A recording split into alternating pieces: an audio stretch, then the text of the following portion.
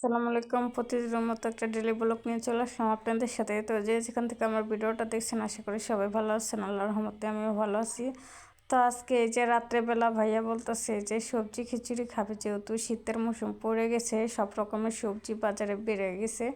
তো সব রকমের সবজি কিন্তু ঢাকা শহরে অ্যাভেলেবেল থাকে, এটা কোনো ব্যাপারই না। যাই তারপরও শীতের একটা সবজি যে যে সবজি খিচুড়িটা রান্না হয় কিন্তু, তো ওইটা কিন্তু খেতে অনেকই মজা লাগে। তো ভাইয়া নিয়ে আসছে, আমিও কিন্তু এদিক দিয়ে রান্না বান্না কমপ্লিট করে ফেলাইছে রাতের জন্য। তো ভাইয়া তারপরেও নিয়ে আসছে, আর আমরা চুপচাপ বসে রয়েছি, বলতেছে কেউ রাত্রেবেলা পারবো না।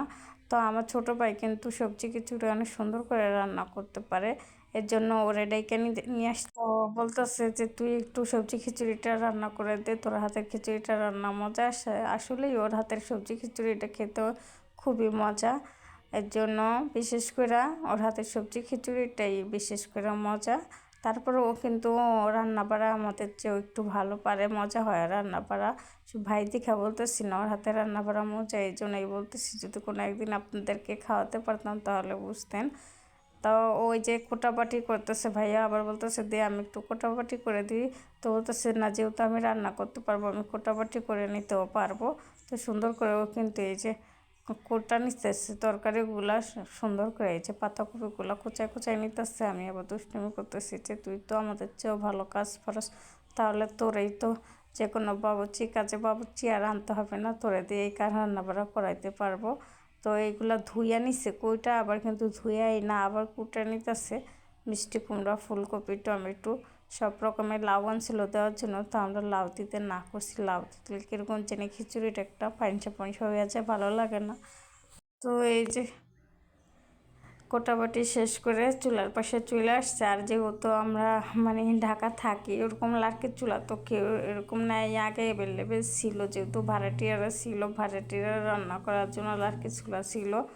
যাই হোক, একটা মাটির চুলা কিনে নিয়েছিলাম, লার্কির চুলাটার সাথে নিয়ে রাখছিলাম। আমার কিছু ভিডিও দেওয়া আছে, আমরা মাছের বারবিকিউ বানিয়ে খাইছিলাম। তো ওই চুলাটা কিন্তু রান্না হবে না, এত বড় পাতিল দেখতেই পারতেছেন, কত বড় পাতিলে আর কি রান্না করতেছে। তো ইটের চুলায় যে আমি বিরিয়ানি রান্না করছিলাম, এই চুলাটা আর ভাঙা হয় নাই। তো আল্লাহ যা করে ভালো লেগেই করে বলছিলাম না, এই জন্য এই চুলাটা ভাঙা হয় নাই। এই চুলাটাই কিন্তু আমার ভাই যে রান্না বসাই দিচ্ছে। আর ঠান্ডা ঠান্ডা কি সুন্দর একটা পরিবেশ, রাত্রেবেলা এরকম খিচুড়ি রান্না হইতেছে, আমার তো খুবই ভালো লাগতেছে। ভাইয়া বলতেছে একদম পিকনিকের মতো হয়ে যেতেছে কিন্তু। তো আমি বলতেছি হ্যাঁ, এই যে ধোঁয়া উঠতেছে বারবার, আমি ভিডিও করতে পারতেছি না ধোঁয়ার জন্য। তো হাত দিয়ে বারবার এগুলা ধোঁয়াগুলা সরাই দিতেছিলাম।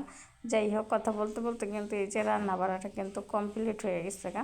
এই যে আমার ভাই নিয়ে আসছে, মাশাআল্লাহ দেখতে কিন্তু খুবই একদম মানে লোভনীয় দেখা যাইতেছে, খুবই মজা হয়েছে। আমি কিন্তু খাওয়ার পরেই ভয়েসটা দিতেছি, খুবই মজা হয়েছিল খিচুড়িটা। আর আমার এই ভিডিওগুলো কেমন হয় সেটাও একটু কমেন্টে আমাকে জানাবেন। ভিডিওর মাঝে কোনো ভুল টুটি হয়ে থাকলে অবশ্যই ক্ষমার দৃষ্টিতে দেখবেন। যারা আমার ভিডিওটা দেখে ইউটিউব থেকে দেখে থাকলে সাবস্ক্রাইব করে আসবেন, আর ফেসবুক থেকে দেখে আসলে অবশ্যই আমার পেজটাকে ফলো করবেন, ভিডিওগুলো বেশি বেশি করে শেয়ার করবেন। আর এই যে কথা বলতে বলতে